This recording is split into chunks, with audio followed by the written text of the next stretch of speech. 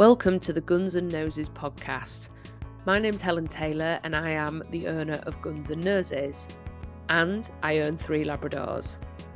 We're here to talk about real moments, real lives, and the wins, the wobblers, and the occasional up yours moments. We're talking about those dogs with enthusiasm and us humans who are trying to keep up. So why don't you sit back, grab a brew, slow down, and listen in. Welcome back to the Guns and Noses podcast for dogs with enthusiasm and the humans trying to keep up. Today we're talking about something that almost nobody puts at the top of their training plan, and that's sleep. It's not recall or loose lead walking, and it's definitely not something fancy like whistle stops. It's definitely about sleep is this one. Because before we ask our dogs to make good choices, we need to make sure they're actually capable of making them. So we've looked a lot in the last 3 episodes about observation, and we've looked about when dogs take treats, how they shake off, their movements, their mood, and this is a really big one. Because before we ask our dogs to make good choices, we definitely need to make sure that they are capable of making them. I've just reiterated that. And if a dog is exhausted, they're not being stubborn, they're not being dominant, and they're definitely not being too much. They're running on empty. So why is sleep so important? Sleep is when the nervous system resets. It's when stress hormones reduce and learning consolidates. And it's when the brain files away everything that happened in the day.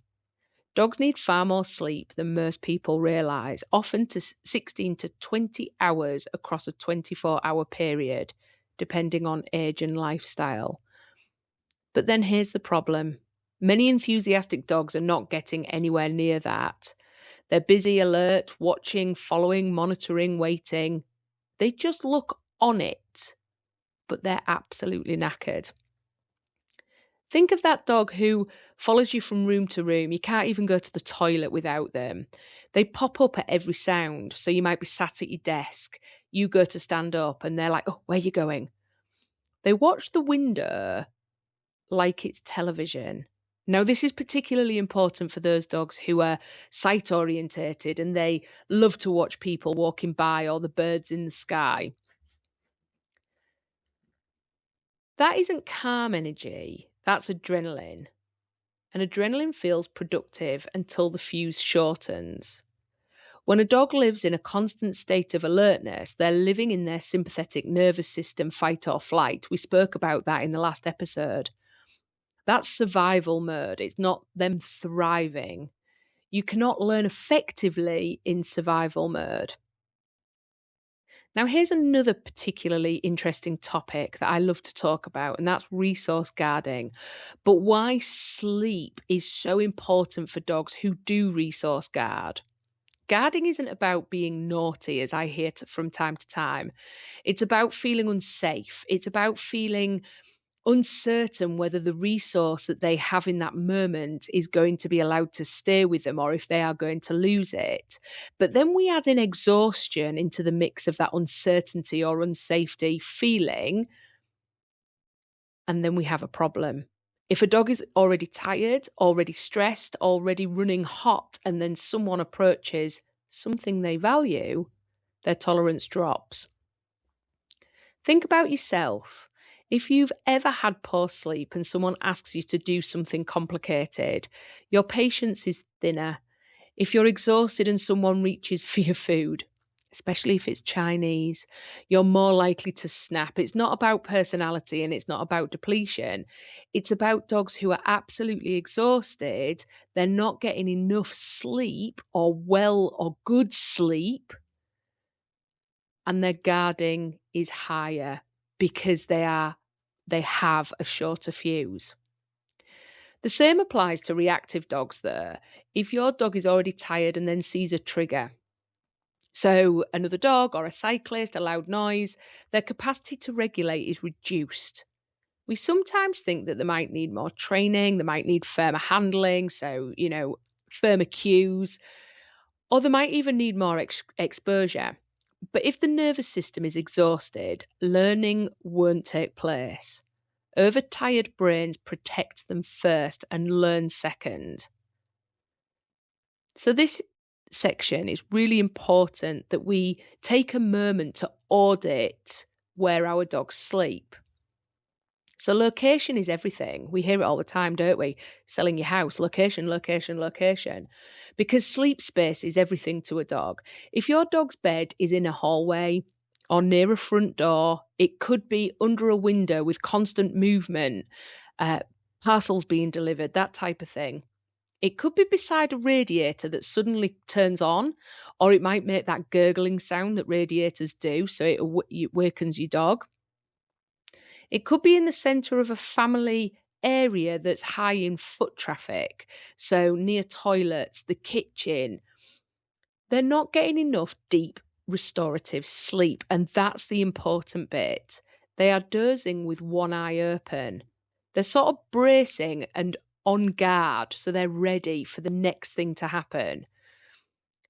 So dogs really need sleep spaces that are in a low traffic area that's quiet and predictable. It's temperature stable, so it doesn't get really super hot in the summer and then like really cold in the winter, or it should be, there should be radiators that have got the monitors on that, it can keep it at a steady temperature. And also, it should be free from constant visual stimulation, and that includes things outside in the sky. So, if you have a dog who loves to sit and watch birds fly, then you need to rethink where they sleep.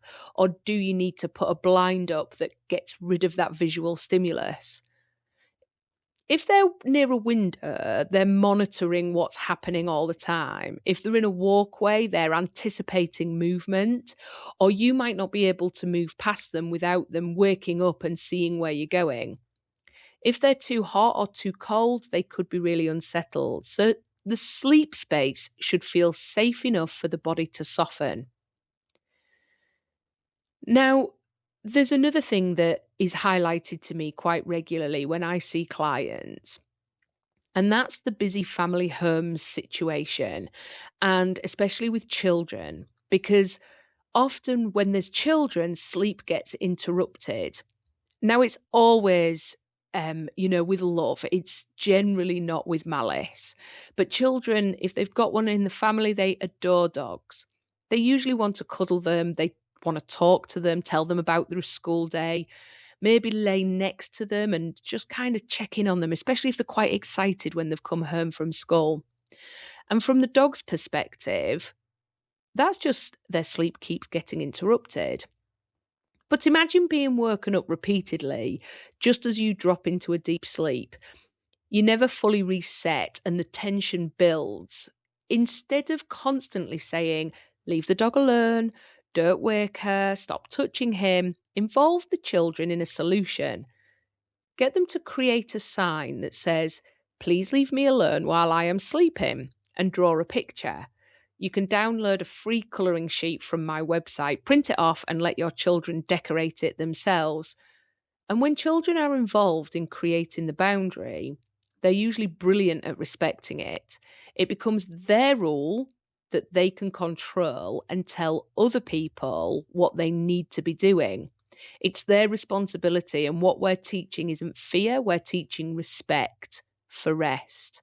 Now, that's a life skill that I believe all children should be aware of and should have.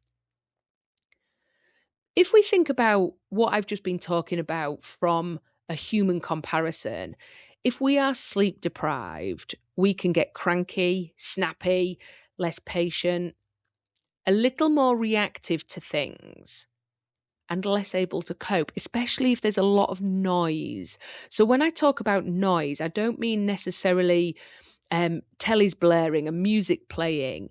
It could just be that people are asking things of you. So the family members, it could be that the dogs need feeding. It could be that you do actually have the telly on in the background and actually it's just all too much. And now imagine you're exhausted and someone asks you to do something difficult. You might explode. Some people don't explode, but some people do. Not because you're bad. So, it's not you as a person. It's not your personality type. It's just because you're tired. And for dogs struggling with resource guarding or reactivity, lack of sleep can make those moments particularly intense. Sometimes behaviour isn't about training. Sometimes it's just about biology, the simple things that we all take for granted. So there's a few signs that your dog isn't getting enough sleep. They could be struggling to settle, possibly hypervigilant, increased guarding with those resource guarders. They could be more reactive. Zooming when tired can be a sign of not enough sleep. Shorter fuse around handling. But before adjusting training plans, ask yourself this: is my dog rested? And if you're questioning that and you think that the answer is no, then what can we do? So we audit where our dogs sleep. And yes, this is a real thing. So we create a low traffic rest area. We block busy windows if needed. Shut the curtains. That's all it requires. Avoid placing beds in transitional spaces. So that's spaces where a lot of people hang out, or you maybe move through that room to get to another room. And also making sure that we all respect sleep for our dogs, so we don't constantly wake them up. And if there's children in the house, let's teach them that that sleep is absolutely 100% necessary for the dogs, and get them to make those posters. But we also have to think about it in another way. Dogs sleep more than we do, or they need more sleep than we do as humans. And generally, if they were to be left by themselves, so they weren't domesticated, they wouldn't have huge blocks of sleep like what we do. So we might go to bed at 10 and wake up at 6. That's not a normal sleep pattern for a dog. They would take naps throughout the day. And we're talking a 24-hour period here. It's not during the day where it's awake at 6 and go to bed at 10. So now I want you to just reflect on something. Ask yourself, is my dog struggling because they don't know what to do, or because they are too tired to cope? Because when a dog feels safe enough to soften, everything becomes easier. And sleep is definitely one of those things that can help our dogs to regulate, to become less reactive, and to be able to process the lessons of that day. I hope this podcast has helped you reflect, look at your dogs in a slightly different way. Remember, your dog isn't broken, you're not failing, you're not behind, you're just trying your best.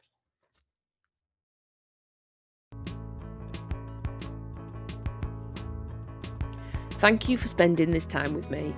If today's episode helped you slow down, feel seen, or think a little differently about your dog, then it's done its job. Remember, progress isn't about perfection, it's about observation and reflection. You're not behind, you're not failing, and you're definitely not alone. Until next time, keep training kindly and try to keep up.